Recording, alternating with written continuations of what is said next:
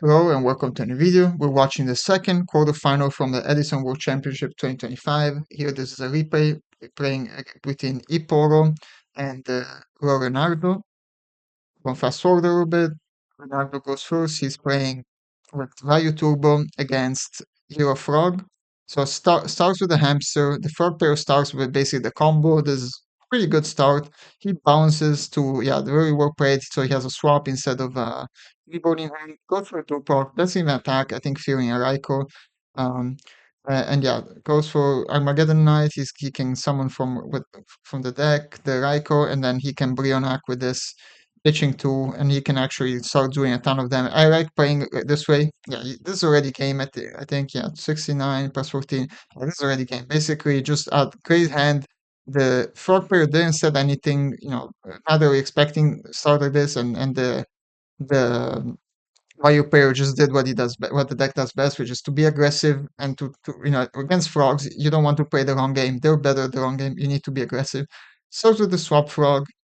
The Vayu player has bottomless, which is the perfect trap in this situation. I think very well played, not setting anything else, expecting a monarch play. So I think very well played by the Viper. He dash shoots, gets rid of one Kaios, but there is another Kaios there, so this Raiko is gonna get killed.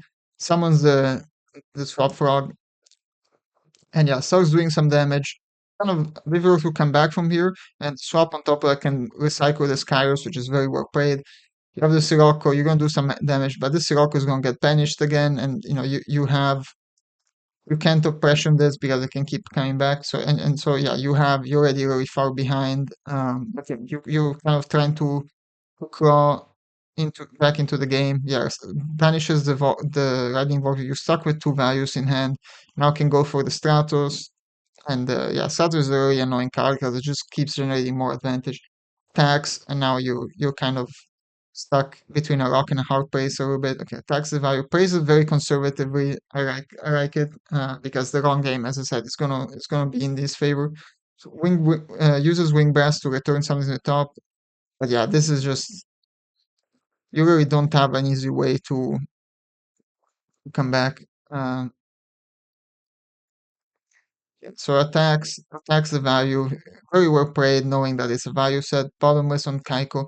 But here Ryza, and now he can basically attack. He has a return, so he could survive for one turn, but there's really not much he can do after that because he's under oppression, so he's stuck under his own oppression, and that can happen sometimes. The Vayu Turbo pair starts, sets value. He attacks with the swap prog, not afraid of the Raiko. You don't really mind the swap getting hit by Raiko, but yeah, now starts putting some pressure immediately. The short player didn't set any traps because he has goals, and also he wants the Tribune to come back next turn.